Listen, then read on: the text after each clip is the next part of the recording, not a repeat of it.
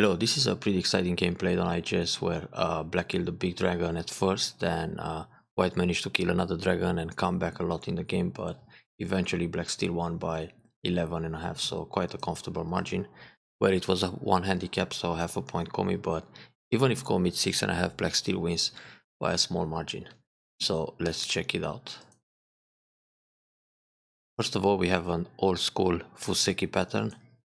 Well, black here can play any kind of Shimari. It's very popular nowadays to play the high one and tight, or the Ogema Shimari. Of course, the 2-space high, everything is fine. Or black can simply go for a mini Chinese Fuseki. But it's just a matter of style or taste, nothing wrong with the tight Shimari.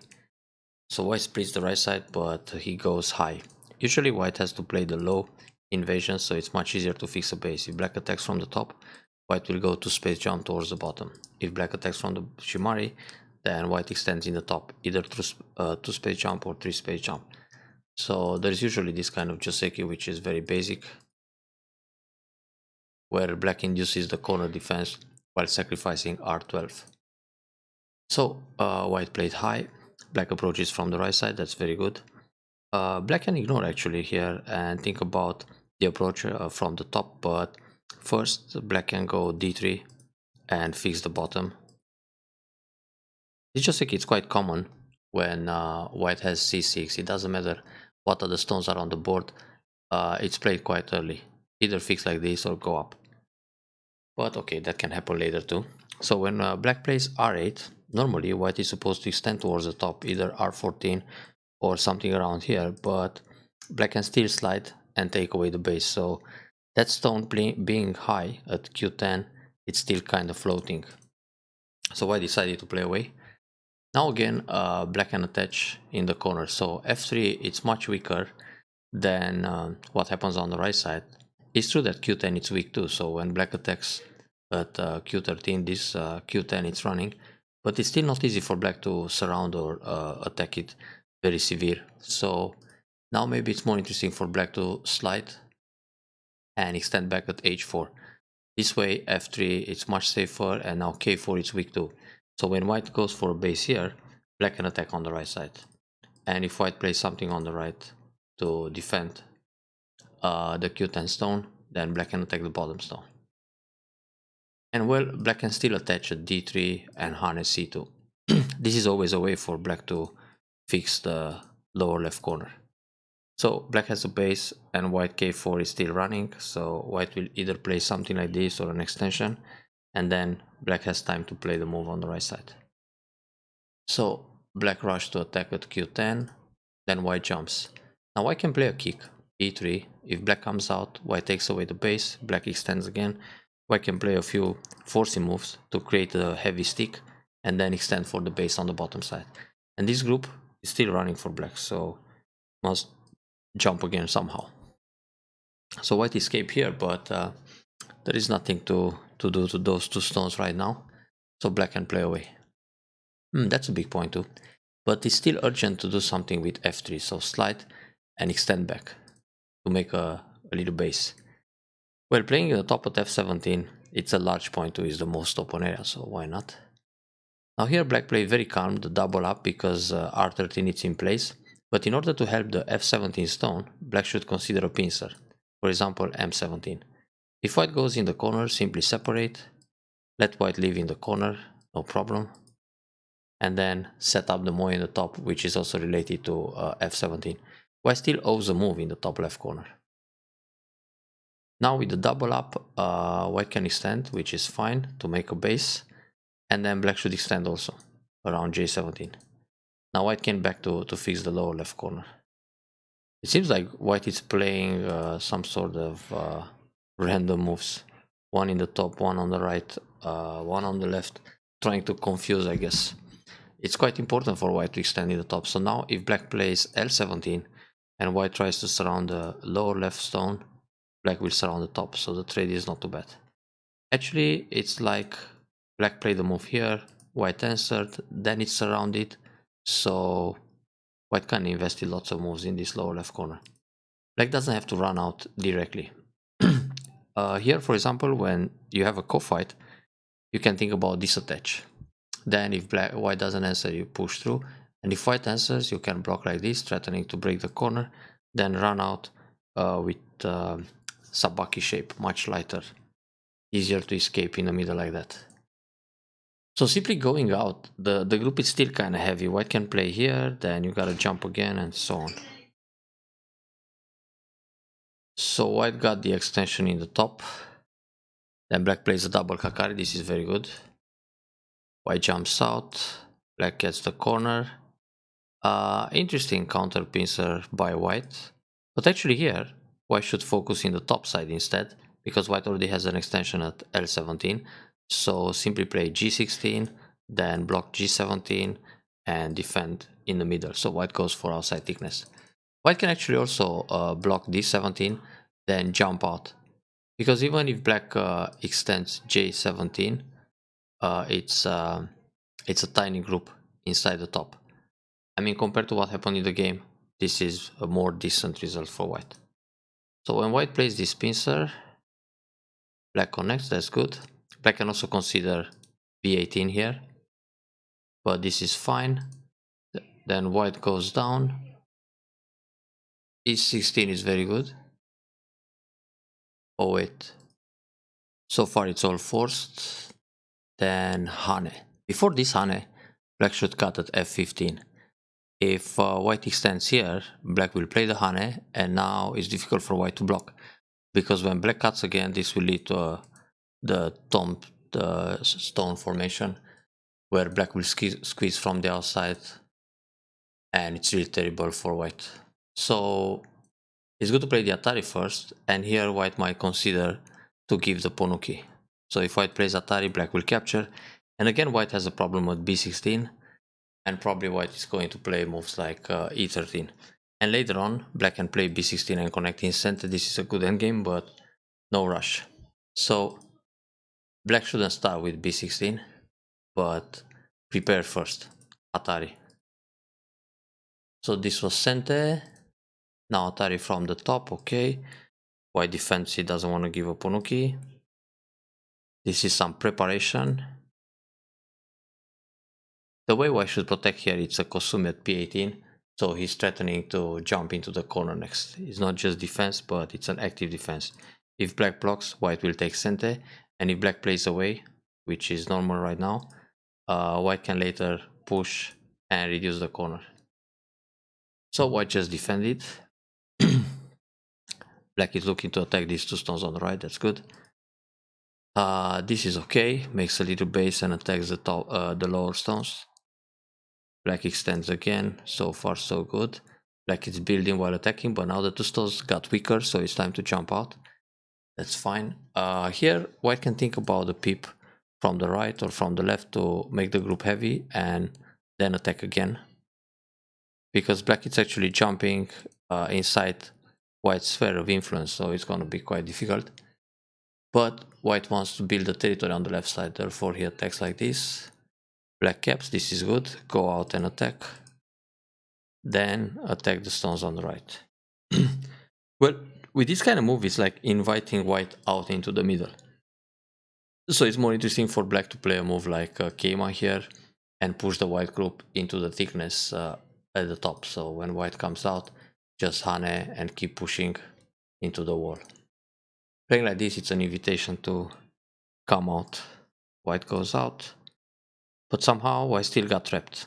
All of a sudden white played away, but this bottom group is not as weak as the group on the right side, so white should just jump again.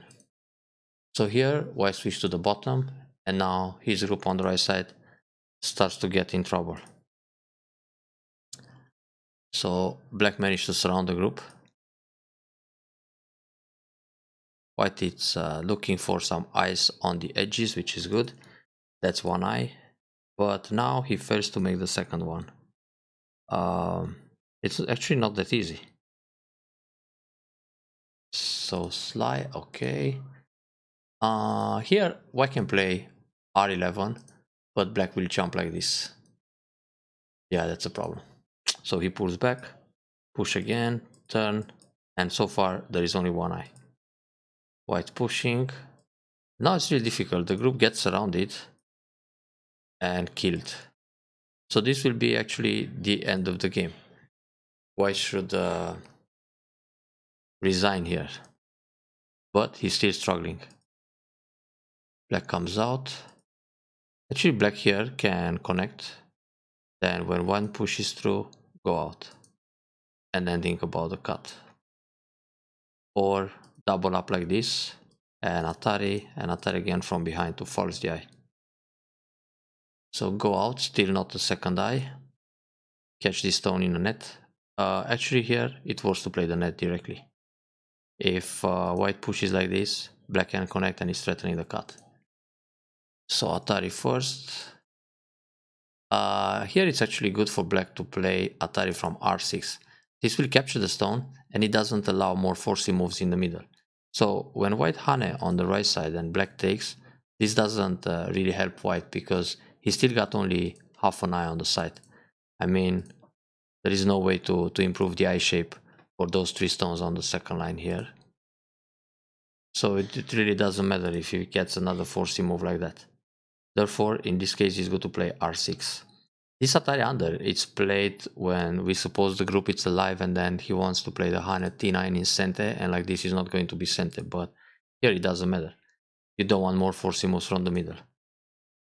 So now white peeps, then he cuts, so he wants to extract this stone at R6.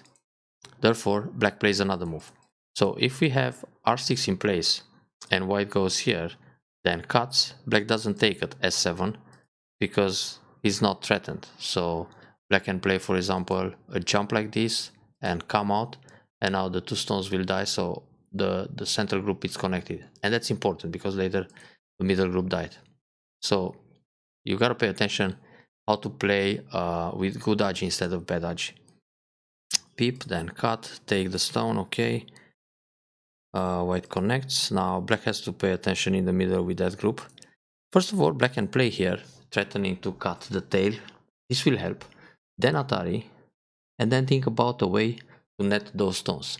For example, this kind of Kosumi. If white pushes along and then cuts, black will just capture the stones faster. There are 1, 2, 3, 4 liberties against 2. Even if black plays here, he will still be much faster than white.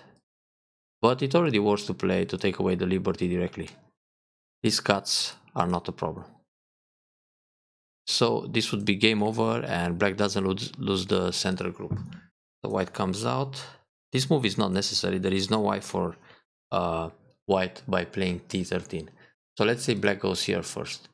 If white goes T13, black can throw in first. Then when white captures, just no B. So there is no way for white to improve the eye shape on the right side. If T12 Hane, then turn, 1 space jump, attach, Atari, connect, and defend. This doesn't improve the liberties much either. So for black to go down T13, it's pretty much like saying pass.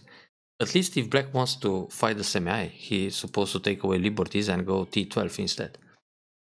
But if at some point black needs to take away all those liberties, T13 it's a waste because black still needs to go T11, T12, T10 and remove 3 more liberties there. So that's a net. Atari connect.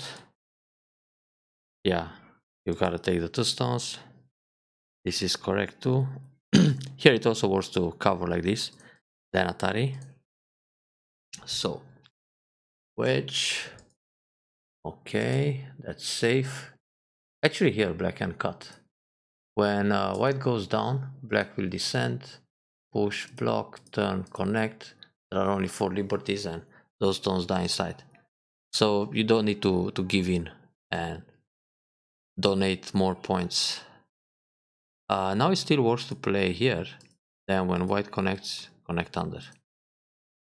So with this move, black is looking to increase the liberties in the center, which is a good idea. And don't lose the dragon. But push again. But here, black has to pay attention because he can lose the liberties for the other group. So this can be a little bit tricky. But in the end, it's fine because black has this cut and descent. So now black is all connected.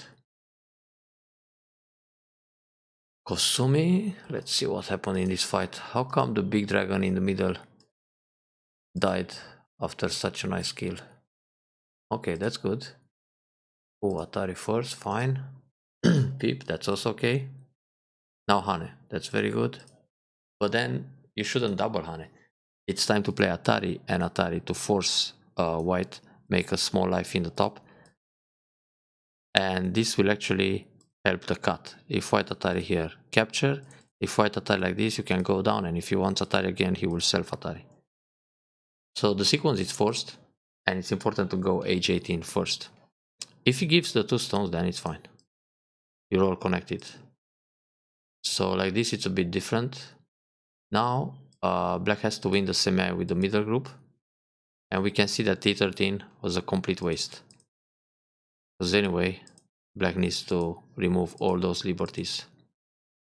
So quite spectacular.